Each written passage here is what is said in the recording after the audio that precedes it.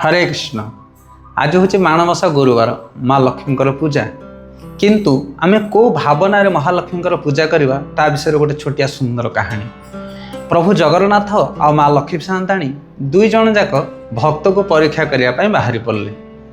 जाकि गोटे गृहस्थ द्वार पहुँची गले जगन्नाथ महाप्रभु रूप धरी था गोटे साधुर रूप डाकिले भिक्षाम देही गंडे भोजन मिलू भितर सांगे सांगे पलि आसिले गृहस्थ पति पत्नी पाछटे ने साधु को बसईदे गोटे सुंदर आसन में कहले कि महाभाग्य आमर आज सकाळु साधु पहुँची गले रोषे आरंभ करदे बसंतु साधु महात्मा आपन को सुंदर भोजन आम व्यवस्था करदू।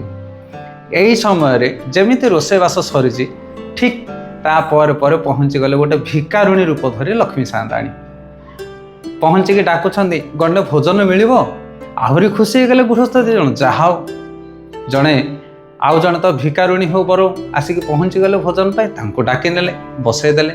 एथर भिकारुणीर अद्भुत व्यापार सी बाहर कला तार कपड़ा गंठेली भितर सुना थाली सुना ताटिया सुना ग्लास ताको देखिके माने आश्चर्य हो गले गृहस्थ दी जन पचारे ये कौन ना ये हूँ मोर नियम मु जहाँ घरे खाए यही बासन तांको घरे छाड़ी देकी पलाए।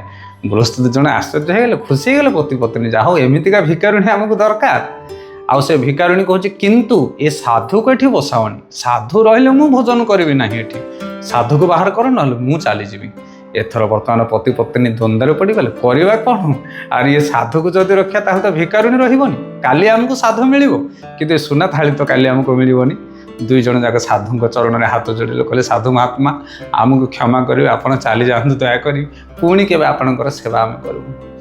एथर साधु चलीगले निज बाटे आ महालक्ष्मी किसी समय पर चलीगले किंतु एथर प्रमाण मिलूँ कि आमे बेले बेले धन और लक्ष्मी पछरे पागल ही भगवान नियम को उल्लंघन करूँ। भगवान साधु को पसंद करते शास्त्र को पसंद करते जदि शास्त्र को परित्याग करी साधु प्रवृत्ति को परित्याग करी साधु मार्ग को परित्याग करी आमे केवल लक्ष्मी पाया इच्छा करवा ताहले ना लक्ष्मी संतुष्ट ना जगन्नाथ संतुष्ट। नेता गौर प्रेमानंद हरि।